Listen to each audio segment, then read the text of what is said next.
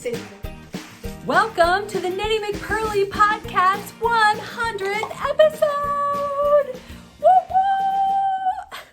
More confetti, Gigi! More confetti! That's right. It's not picking up.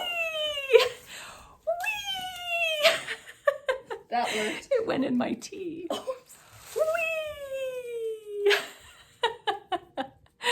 Welcome to the 100th episode of the Knitty McPurly podcast. Yay! What do you think of my decor? Pretty nice, huh? Kind of excited about it. Thank you so much for joining me. I am Devin AT. You can find me online at knittymcpurly.com. That's where my online shop is. You can find patterns and yarn and other fun stuff there. On Instagram, I am Knitty McPurly, and if you want to email me, I am Devin at knittymcpurly.com. All that stuff is in the box below, so don't worry if you don't know how to spell any of it, because it's all down there, and you can just click it. Thanks for always liking my posts. Welcome to my 100th episode. Woo woo! We're kind of all excited in my house today because of this decor. This made it super, super fun. And anyway, it's a lot of fun. Yay! So I actually did this. I took all 200-ish of your comments from last week and I wrote your name on a teeny tiny, really teeny tiny, mainly out of laziness because I didn't want to cut. I knew I was going to have to write 200 names, so I didn't want to do a lot of cutting, but I wrote everyone's name who left a comment on last week's podcast in this little cute jar, and I will be drawing out 3 names over the course of the podcast. If you are international, that is, if you are not a US resident, then your giveaway gift will be 3 patterns from my store. If you live in the US, then I will be mailing you a little package full of surprises. I'm not still sure what's going to be in there, but there will be yarn and some other fun stuff from my shop. So I'm going to draw my first name right now. And my first winner is Beth Duffy. Yay, Beth. Thank you so much for entering my giveaway. I will leave a little comment under your comment from last week asking you to send me your mailing address so I can send you a free gift. I'm going to be doing this 2 more times throughout the podcast. Yay! It's so much fun. This has been a really fun weekend. It is my husband's birthday weekend. He's 8 months older than me. So for 8 months of the year, you know, I'm like old because I'm a whole year older than he is. But on his birthday, he catches up to me and we are the same age for 4 months. So we are both 44 now. That's where we are. Very happy about that. Moving on to progress and shop news. This has been a super fun week for me because I published the Everywhere sweat. Oh, more confetti. Where was it? No. I published the Everywhere sweater pattern. I've been wearing this sweater since I got home from church this morning. I put it on because I wore like a summer dress to church and it was insufficient. It's about 45 degrees out today, so it's nice and cool in my house. But this, I've been like a bear. Like I've been so comfortable and warm in the sweater all day because it's cool in the house. So bulky weight held together. I'd been saying held double, but people got confused by that because held double sounds like you're holding too many things together. So a bulky weight held together with mohair gives you a sweater that is just perfect comfort, and it has pockets big enough for your phone. If you have a normal size phone, I use a regular old iPhone and my phone fits in here. I would show you, but I'm filming this video on it. But anyway, this pattern is available now. If you want to get, I'm going to talk more about the pattern in just a sec, but if you want to get the pattern for half price, you can get it for $3.50 through Wednesday, October 26th of this year, 2022, with the code EVERYWHERE, all one word. The reason it's at the Everywhere sweater is because this is a style that's really popular now. So you go into any store and you're going to find a sweater that's kind of similar to this style. So it's everywhere, just kind of like my Everywhere hat. I saw it everywhere, but it didn't have a knitting pattern that I knew of that existed to make that hat. So my Everywhere hat, if you're interested in that, is a free pattern over on my shop. I have a little tab for free patterns, and I'm always adding to that. And that's really fun. I really like to have those there because it's really nice to have free patterns.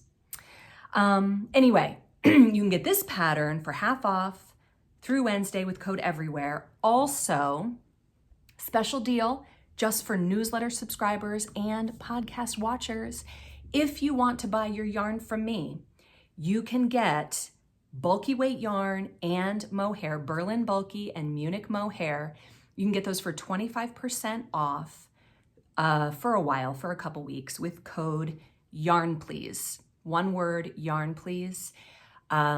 And you can combine those two codes. I made them to combine. So let's say you want to buy the Everywhere sweater pattern and some yarn, and you want to use those codes together, you can apply both codes. I hate when you can only apply one. And luckily Shopify supports that now, where you can combine the two codes. So, and even if you don't want to make the sweater, if you want to make something else and you want some bulky weight yarn or some mohair, you can get that for 25% off with that code. So go ahead and help yourself to that. It'll be up for a few weeks at least. I don't have a date set for it to end, so we'll see. I don't know. Whenever I realize it's been up for long enough, that's when I'll take it down. So I love this sweater. I used to have a boss way back in the day who wore a real fur coat, like one of those like to the floor real fur coats in the winter. And I've never worn real fur, but she said, when you wear this coat, it's like you're always the perfect temperature. Like it's not too hot in the summer. It's not too, you're always warm enough in the winter. Like it's just a really comfortable thing to wear. And I guess it's because God made it, you know? I mean, God is really good at making hair and, fur for animals to be warm. And what is knitting except that? So when I put on the sweater, like there are times, I've worn it in the summer, like if the air conditioning is too cool, and I'll find I get too hot. But on a day like this, where it's just a little cool in the house, like it's probably, 68, 69 degrees in the house, it's perfect. And I just have like a 3/4 length sleeve shirt on underneath it. One of the things that I heard from the testers, and let me get kind of close up so you can see, you'll notice that the button band is knit in stockinette. And people are saying, I don't know, that's gonna roll. Like I don't like that. I feel weird about it. And so I told my testers, I was like, look, do whatever you want. It is your sweater, knit it how you want. And a lot of them chose to do a 1x1 rib here. So you can totally do that if you want to. But I say do not fear the roll, because while it will roll a little bit, when you put the buttons in there, see it rolls more when it's unbuttoned. You can see the roll. The buttons will keep it from rolling too much. I love a stockinette button band. That's just me. The first time I ever saw it was on Hannah Fettig's Featherweight cardigan. Featherweight? I think so. It's this one. I'll look it up later. I think it's the Featherweight cardigan. Is that the only sweater of hers I've ever knit? I think it is. I have fantasized about knitting a lot more of her patterns over the years. But this one I've knit twice, and neither time did I do the stockinette band. Both times I did a rib band. I guess I just felt like it ought to be rib. And I think that's how my testers felt, like that just ought to be ribbed. It shouldn't be stockinette. And if that's what you want to do, then you do you. But I personally think that, and you can see like it stretches a lot. And so it almost looks like a ribbing, but it's not, it's stockinette. So when you see that in the pattern, don't send me an email and say, did you mean that this should be ribbed? You can rib it if you want to, but you don't have to. Totally your call. Another thing about this sweater is that it knits itself. When you are using US 10.5 needles and bulky weight held together with mohair, that puppy knits itself. At first, like any other all over pattern, you have to kind of memorize the twisted rib, but pretty soon you're just picking it up and doing it. It's not like you're following the chart. It's very, very easy to memorize, very easy to knit. It goes by so fast. But yeah, I love this sweater. I'm feeling like I need one in a lighter color. This is a color that I did called Dusk, and it's kind of a deep gray, and the mohair and the bulky are in the same color. Most people have chosen to do that, but you know, you can certainly do it different if you wanna have kind of a marled look. Whatever you wanna do your thing. I'm gonna put up some pictures while I'm talking here that the testers made. I think they did an awesome job. A lot of them said, I wore my sweater out and I got so many compliments. People were like, I love that sweater. And that's the moment where you show them that your phone fits in the pocket. And it's a sturdy enough knit that when you put your phone in your pocket, it's not gonna like misshape your sweater. Like if you're wearing a fingering weight sweater and you wanna put your phone in the pocket, it may or may not be able to not just totally stretch out and hang down. But this does not happen with this sweater because of the sturdiness of the yarn. Now, some people ask me, is bulky held together with mohair the same as a super bulky? In my experience, it is not. However, I feel like super bulky is a word that was invented to describe yarns fatter than bulky. And I think that there is a wide expanse of it. In my shop, I have St. Petersburg super bulky, and I tried it just to see, and the gauge was nowhere near. In order to get the gauge to make this sweater using super bulky, it would be like so densely knit. It would be like, you know, it would be too much. I wouldn't recommend that at all. But at the same time, you might find a super bulky out there that is not as puffy. So maybe, but not in my experience. I think I would sooner just leave out the mohair and use maybe a bigger needle, depending on how you knit. I tend to be a loose knitter, so if you're a tighter knitter, you know, you'll need to adjust based on that. But most of my testers found it easy to get gauge. So anyway, that's enough about the sweater. I just love it. I think it's great. I love how the sleeves, it's not tight anywhere. Another tip from the testers is if you are choosing a size and you're kind of between sizes, this only comes in 6 sizes, not my typical 8. So if you're between sizes, pick the smaller one because there is so much stretch. It is an all over twisted rib and there is a lot of stretch. So you're going to want it not to be too big because it's just going to be too huge. Anyway, also happening this week, Advent calendars are shipping. If you bought an Advent calendar, you should have received an email from me saying that they will be shipping in this coming week. That is happening. Like 95% of them are shipping UPS. Some people have PO boxes, or the USPS shipping was significantly cheaper, like dollars and dollars cheaper. So I did go with that for probably about 5% of the Advent calendars. But I will be keeping a close eye, and I will watch at the post office while they scan in every single one of those packages because they are on my list, you guys. The USPS, I am all done having my packages lost. That said, I've even kept back some extra Advent calendars on the chance that one gets lost and I need to replace it. So all gates are covered here.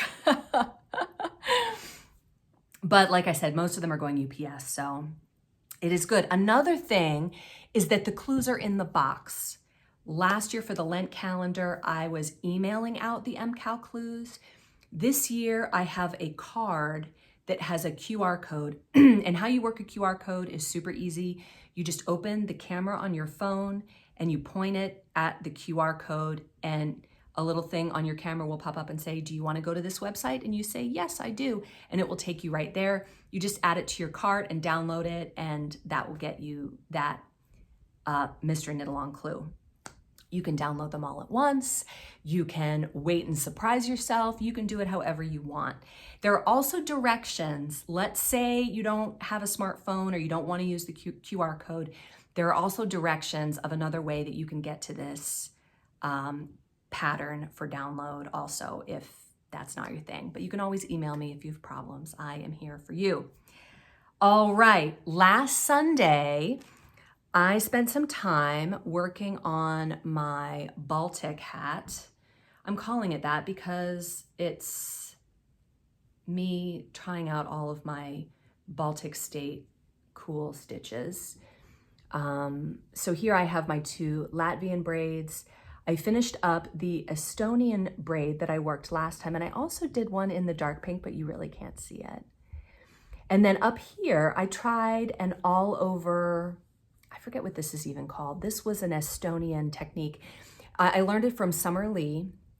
I'll put up a picture of how she worked this, and I forget what it's called too. I'll also put that up so that you can see what this is.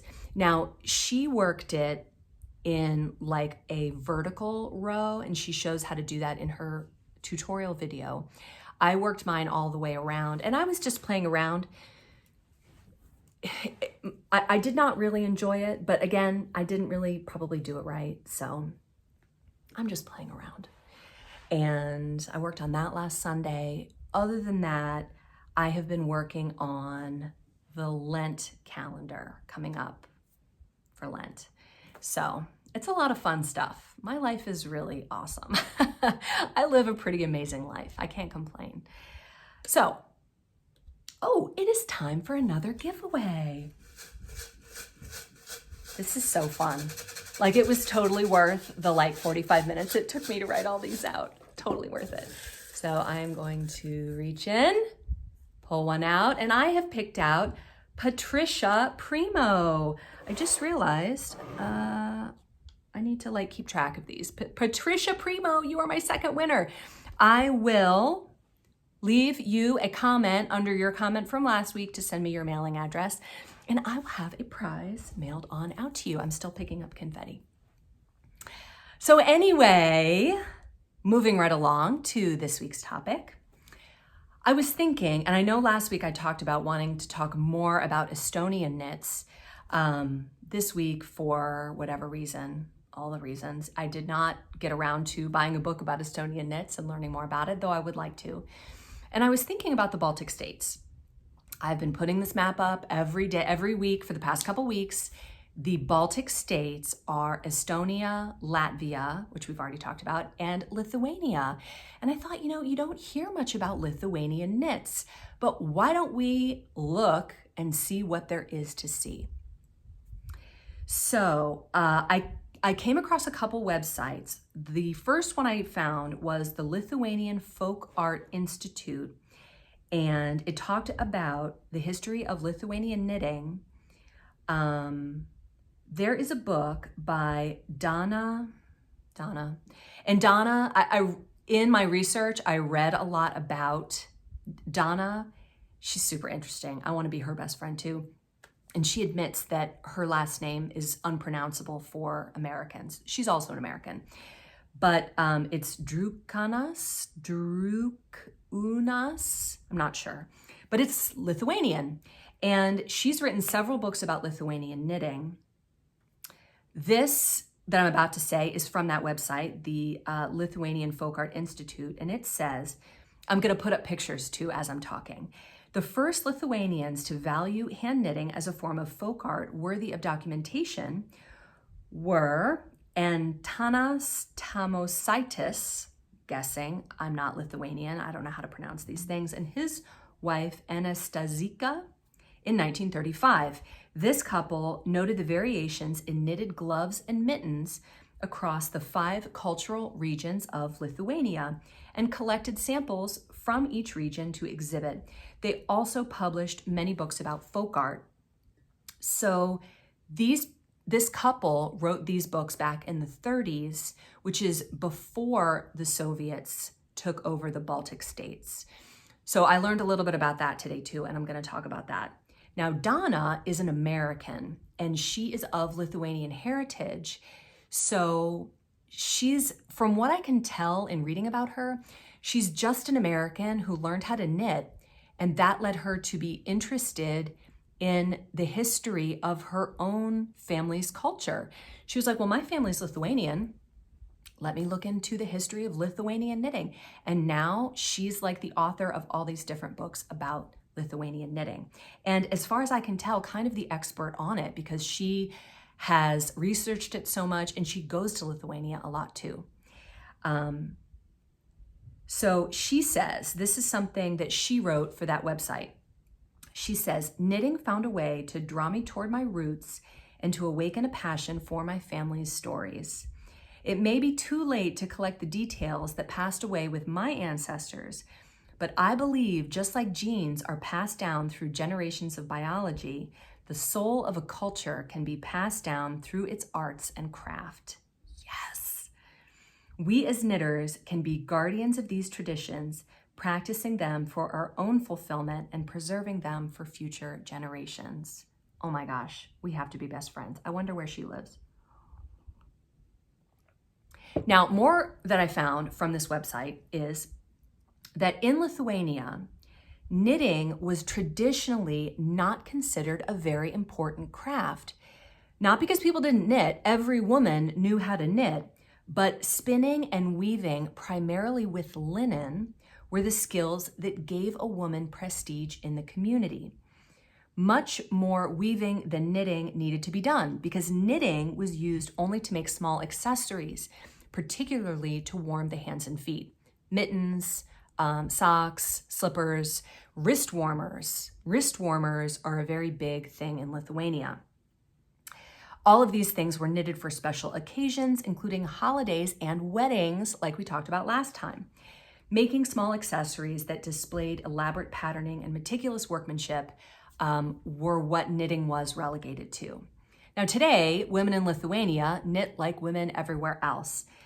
They knit from contemporary books and patterns. They make sweaters, shawls, afghans, toys, and a huge variety of fashionable and kitschy products just like knitters everywhere else.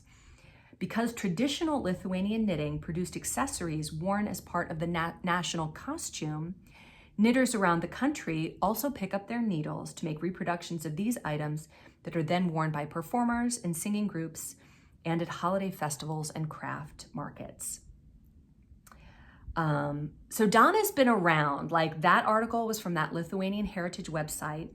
She also did an interview in the Icelandic Knitter blog, I guess. She is a lady on the internet. And this is something that she said in that interview. She said, when I got interested in knitting as an adult and started buying knitting books, this is from Donna, I discovered that there were different knitting traditions around the world. Like I said, she was just an American who picked up knitting and it led her down this rabbit hole that became her life's work. One book I bought was about Estonian knitting and another was about Latvian knitting. And that's the same thing I found. You find a lot more information about these two Baltic states, but not so much Lithuania. She says, these are two countries directly to the north of Lithuania, and together these three nations are known as the Baltic states. I started wondering if there might not be a special tradition of knitting in Lithuania, where my father's grandmother had lived. I wondered what she might have knit before or after she came to the United States. So I wanted to know the history of the Baltic states in relation to the Soviet Union. My mom had a good friend from Lithuania. Like she was a first generation Lithuanian. She and her husband fled Lithuania during the time that it was under Soviet control. And I just remember it being awful for her. Like it was terrible. I don't even remember her name. My mom is right now watching this, yelling it at the screen because it's her friend. But I just remember hearing stories about how terrible it was under the Soviet rule. And so in my mind, Lithuania was a part of the Soviet Union, but I didn't really think about Latvia and Estonia. But it turns out that all three of these Baltic states became a part of the Soviet Union in 1940. Now, and they did it because they wanted to keep them safe from the Germans. So the Germans come in 1941 and they occupy the Baltic states until 1944. Now, when the Nazi regime fell in 1944, the Soviet Union took the Baltic states back over. and they ruled them as a part of the Soviet Union through 1990, 1991. Looks like Lithuania got out in 1990, and the other two got out in 1991. So that's really interesting. I personally find this part of the world to be just super interesting. My relatives come from the former Czechoslovakia and Germany. And so it's just this all of Eastern Europe I find super interesting, and I would love to go there someday. As you can tell by the names of my yarn, I like a lot of European cities, particularly in Eastern Europe. That's really interesting to me. Anyway, I was researching Donna some more, and I found that she also did an interview with Knitty.com. And here's what she said in that. She said people often ask her where her favorite local yarn store is, and it is in Latvia. She said it's called Mezgimo Zona. I'm sure I'm butchering all of these names. I'm sorry about that.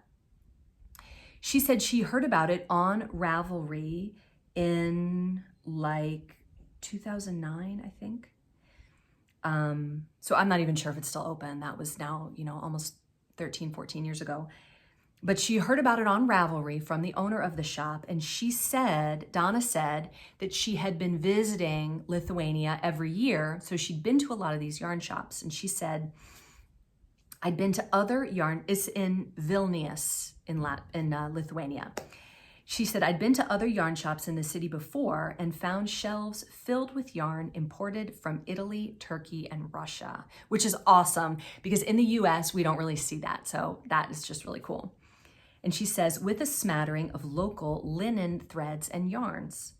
Some of the shops in Vilnius have the old Soviet-style atmosphere where many, if not all of the products are behind glass counters and stern-looking women sit in the corner or follow you around while you browse.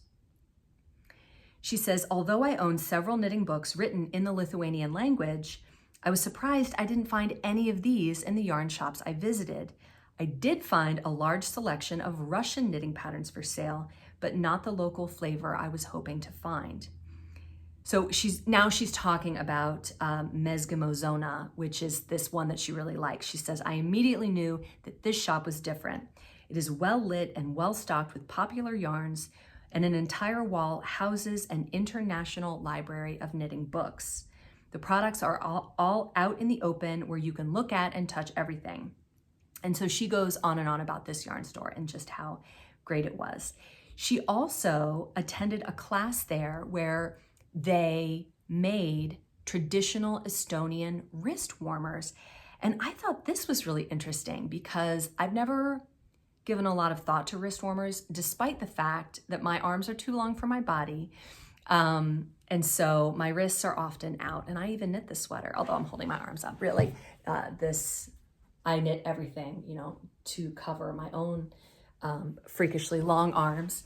But she said this about wrist warmers, which I thought was really cool. She said, wrist warmers are the perfect fall accessory. They fit in your purse or back pocket, and you can slip them on whenever it gets too cold for short sleeves, but you don't have a cardigan or jacket with you.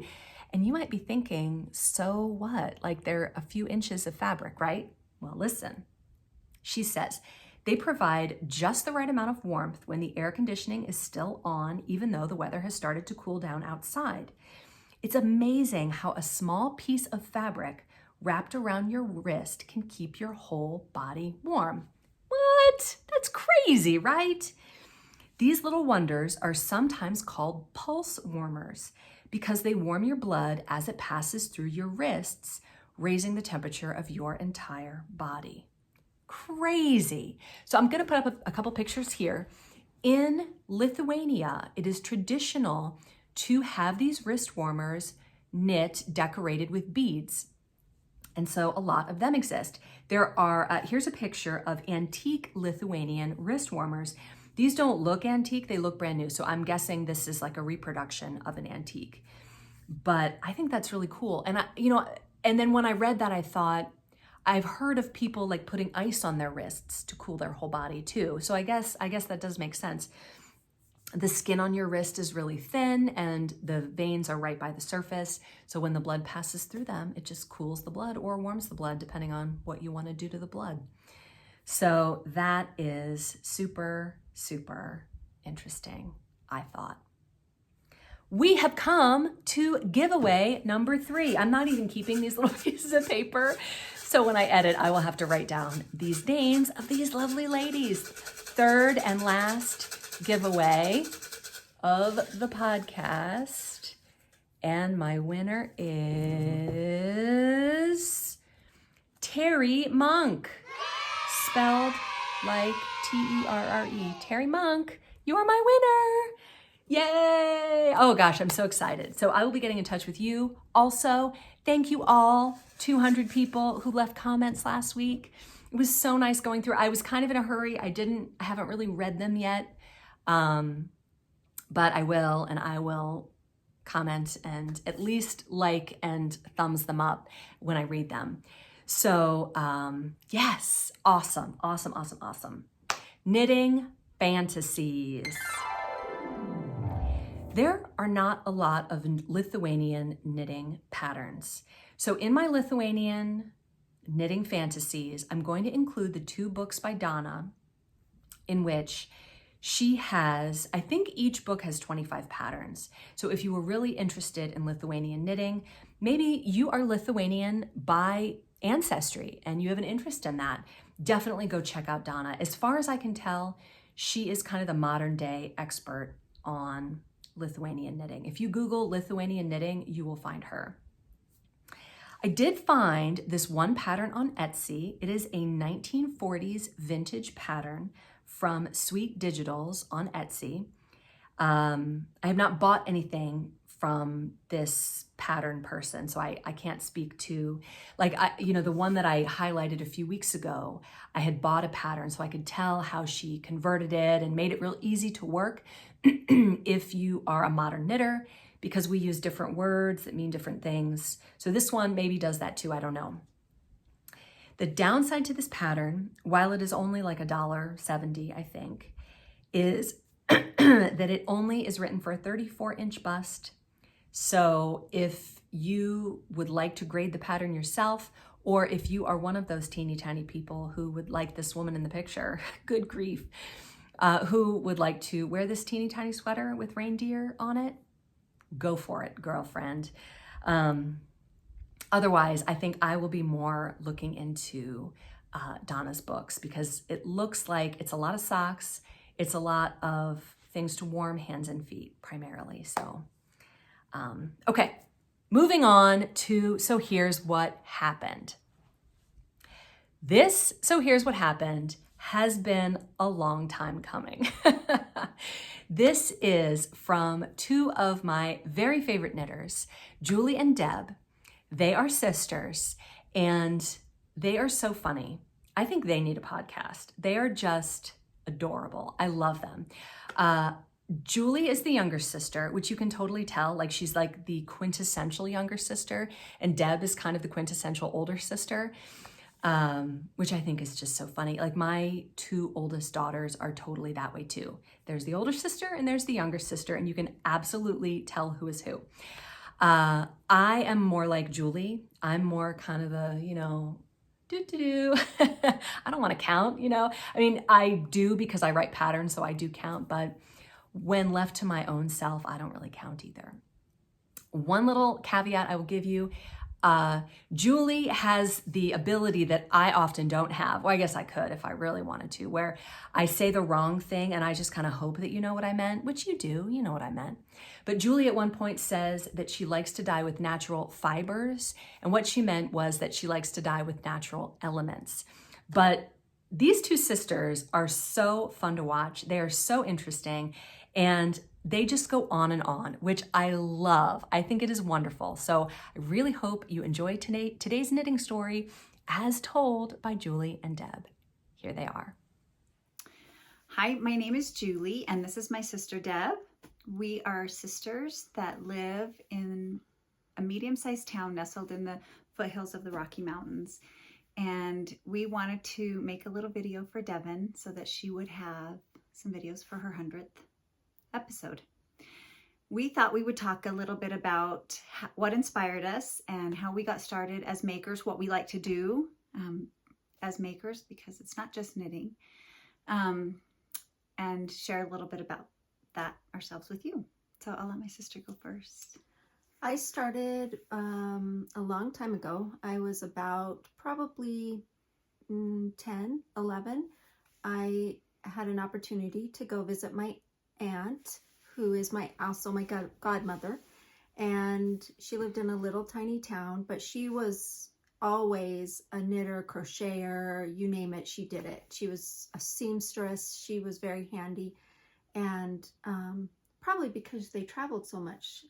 Her husband worked in the oil fields, and so she's literally lived all over the world and had to have something probably to occupy her time in all those places. And anyway, she taught me at that early age how to crochet. So I think I stayed with her almost a month, and the whole time that I was with her, I was crocheting chains.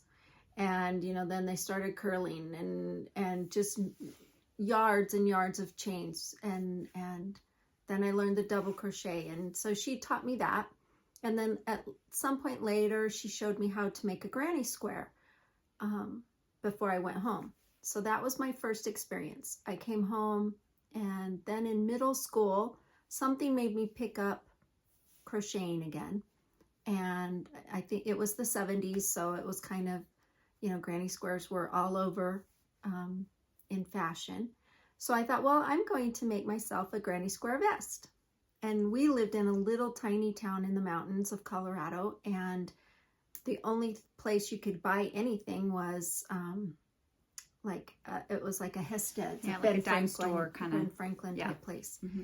And so I got a skein of Red Heart wool, and it was a tonal blue, so blue and white, and probably very itchy. But at the time it was, what they had, and I bought my crochet hook, and really just taught myself to make a big granny square in the front and a big granny square in the back, and then I did single stitch to connect it all. And I was so proud of my finished product. And I went to school, and I came back, and my mom thought she was being very thoughtful, and it was about this big. She had shrunk it because it was all wool. And so I never got to wear it, but it was still my first real make, and I can still see it to this day, how proud I was that I made that. And then during this time, I also embroidered a lot. I like to embroider tea towels and things like that, and handkerchiefs for Dad. Yeah, his initials on all his handkerchiefs. My sister found some of my embroidery tea towels in our family camper, and it reminded me that I always loved to do that. And so then in the year 2000, again, I have no idea what made me do this, but I thought it's more a personal type challenge always for me. I didn't know how to knit. I had nobody to teach me how to knit. There was no internet at that time. And my mom had bought me the Reader's Digest Complete Guide to Needlework.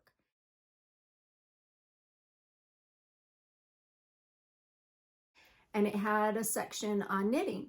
And so I, again, bought some yarn and knitting needles, this time probably at Walmart, and taught myself how to knit from that little book. And unbeknownst to me, though, I was teaching myself how to knit one continental and purl English, or vice versa, whichever it is. So long story short, I taught myself to be a combination knitter without realizing it. One of my first projects knitting, I made a little summer t-shirt, and I took it into a knitting store, and I said, why are my stitches all twisted? Well, it was because I had not quite come to grips with how I had taught myself to knit. So I reached out to Annie Modisette, who showed me what combination knitting really is, and now that's how we knit. So that's basically holding your yarn. You're a picker, and you hold your yarn on the left side, and you knit and purl depending on how the stitch lies. And so it's not just one direction always. Probably it's closer to continental knitting, but it's combination because it's... Yeah. but made up. it works. And so my first memory, or you want to tell you how? No. My first memory of my sister wanting to learn Oh, how. maybe I should. Okay, well, I will tell you. So now, the things you like to do now still are knitting, crochet, embroidery, crewel, and we're spinners now. Yeah, so we like to do those things. Well, my first was probably again in our little town, and we had we'd watched our mom grow up. I mean, she never did. Yeah, she's just an amazing seamstress. She's super creative, great eye for color, just a great homemaker. And so we watched her sew, and she was just an amazing seamstress. I look at my homecoming dresses now, my pictures of them, and prom, and I'm like, wow, I mean, beautiful dresses. And you didn't realize it at the time, but anyway, so I took home ec, which they offered in our town. Yeah, and I liked home ec. Well, I liked it because then it was really my first time sewing, and we made aprons, and I'm like, wow, this is great. And I zoomed through that, and I remember my mom telling me the whole secret of sewing is you sew a seam and then you press it. You sew a seam and then you press it. The key is ironing the seams. So I made mine. I made my best friend's because she couldn't get the hang of it. And then we had the opportunity to make these kits because our town was cold, very cold in the winter. So they had what was called frost line kits. And Debbie's, they were down, and Debbie made a puffer jacket for our mom. I still have it. Yay. It's amazing. And I made a vest, and then I made a ski jacket. Now, it wasn't an ordinary ski jacket. It was like a serious fitted. In the 70s and 80s, ski jackets were fitted, and it was down. No, it was a short little jacket with flaps, and I mean, it was just amazing. And I'd love to have it back now. If I had it, I probably wouldn't think it was that great of a job, but I look back and I think, wow, that was something. I cannot believe I made that when I was, I don't know, how old are you? 14, 13? So I realized that I like to create. I like production though. I like to get things done. I go until things are done. So that was my first. And then when we moved into this house 23 years ago, I had watched my sister. If you're the little sister, you're always watching the big sister, and you want to do what the big sister's doing. So she, by then, was crocheting and had kind of started to knit. And so I remember making these chains, same thing, thinking, oh my gosh, I just want to make something other than these stupid chains back and forth, back and forth. And so I asked her, I said, would you teach me how to crochet? And she said, nope. And I said, why not? And she said, because you have to count. Oh, I said, do you have to count? And she said, yeah. And I just started laughing because I was no like, way. It was such a word that a concept I couldn't even imagine not counting. I'm like, forget it. I'm not doing it. So I put it aside, and then my kids, we had kids, and I think Oliver must have been my youngest in middle school, and I thought, okay, will you teach me how to crochet? No. She wouldn't do it again. Okay. No, it was crocheting. And so I thought, great. I found a great book because I learned visually that this book, Learn How to Crochet. I don't know, it's out there. I wish I had it, but I've loaned it to someone. And it was a pictorial of how to crochet. And I thought, this is great. I mean, literally step by step, and YouTube. So I obsessively taught myself how to crochet, and did that for 2 years. I made blankets and hats and scarves and all these things, but realized, it's just a different fabric. And I knew she wouldn't teach me how to crochet. She wasn't going to teach me how to knit. But okay, now wait, that makes me sound horrible. Tell the reason why I wouldn't teach you how to. Because I'm not very patient. She's not patient at all. And I didn't want to count. So it kind of took me out. I was like, okay, I get it. But then after I had crocheted for so many years, like crazy, and she didn't live in the same town at the same time, but we'd get together, and I could at least do something while she was knitting. And so it was your idea. You said, okay, I've watched you crochet. I will teach you how to knit. And I'm like, wow, are you serious? That's great. Well, I knew, so she did. And I was so frustrated. Oh my gosh, it was so frustrating because her type of knitting is different too. So, I'd FaceTime her and say, will you show me what I'm doing wrong? What did I do wrong? And so she'd fix it or tell me how to fix it. And No, then, I'd say, how am I supposed to knit and show you? She said, no. she said, put your phone underneath your chin and show me. So I was doing this, trying to teach her how, and talking at the same time. Well, and then I would send her pictures of my pattern. I'm like, would you make a video? Would you do this and make a video and then send it to me so I'll know how to do it? And well, that was great because she is so gracious and so patient. But pretty soon she wasn't taking my calls anymore. There were no calls going through. And I thought, okay, whatever. So anyway, I figured things out. And then I wanted to knit two at a time socks in Magic Loop. And she said, take a class. So I did. But I did that. And I was like an overachiever in the class. I did them all. I just did it. Anyway, that's my story. We like to make sweaters.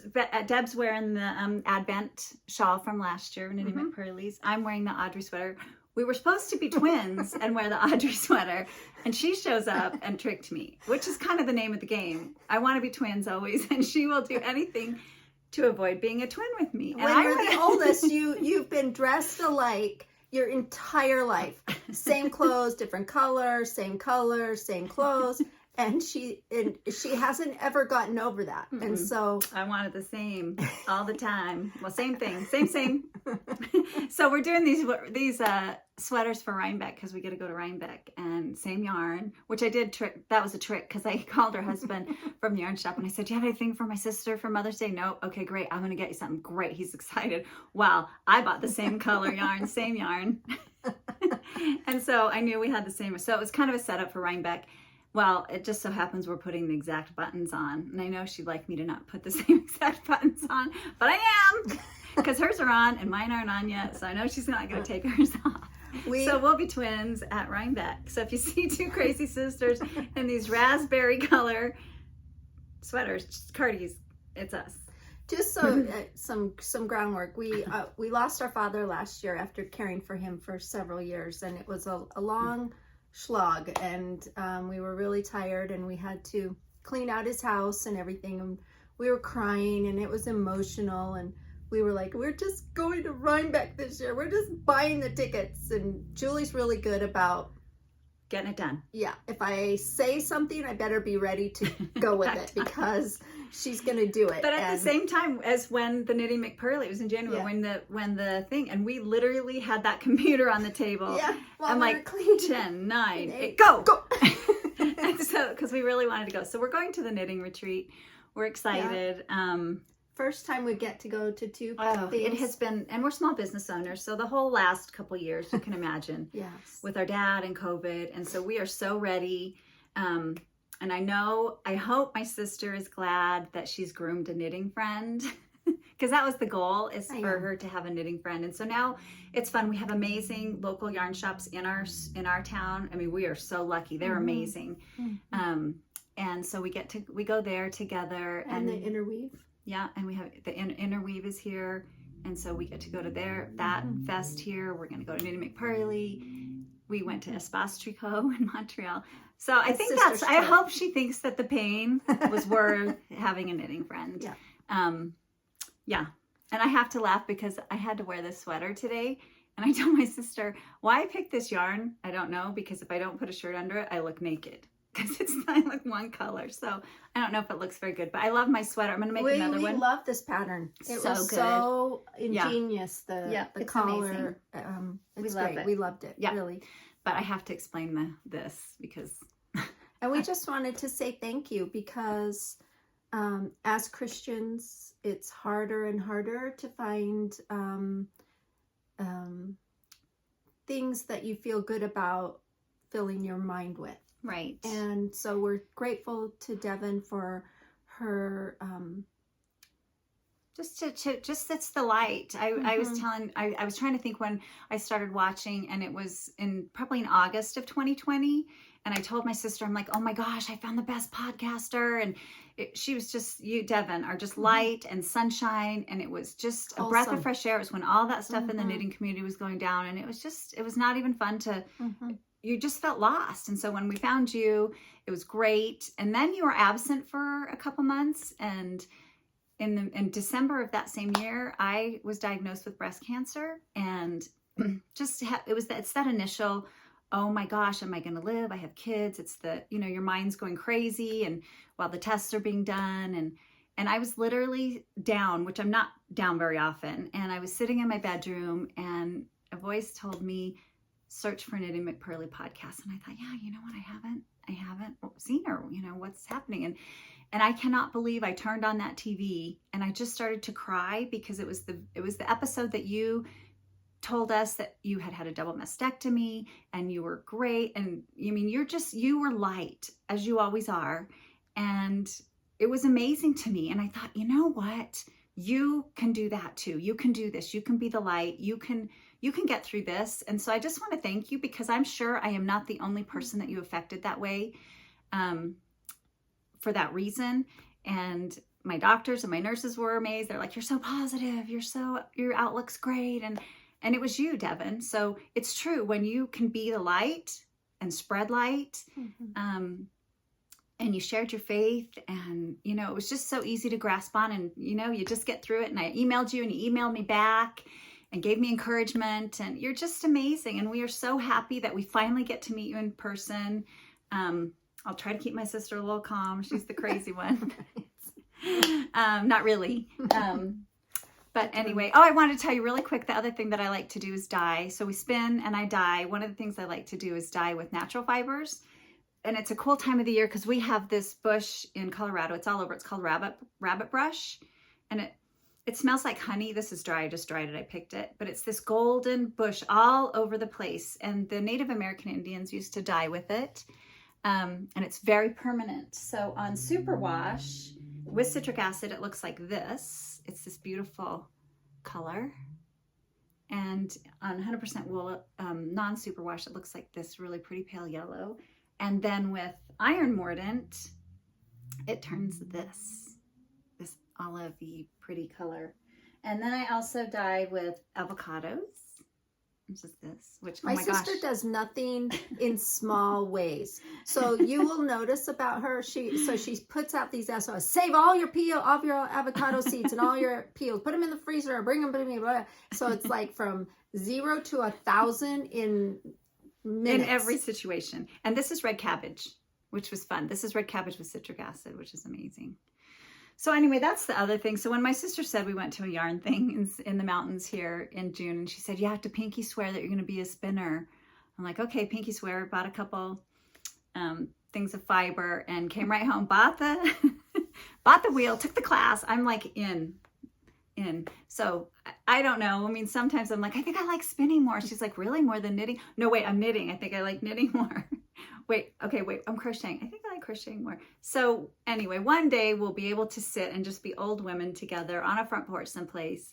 We will have learned all our crafts, and I always tell my sister her brain's like a popcorn popper. Bing, bing, bing, bing, bing, bing, bing, bing. And it honestly, I can't hardly even keep up tonight, because I'm a processor.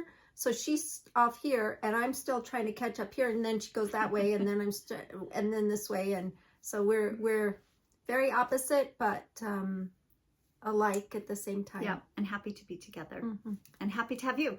So looks like, oh my gosh, we're going to take your whole podcast now. So sorry. Anyway, happy 100th episode, and thank you. Yes, thank you for everything that you are and everything that you do. Being You're a beautiful. light in a dark world. Yep. Bye.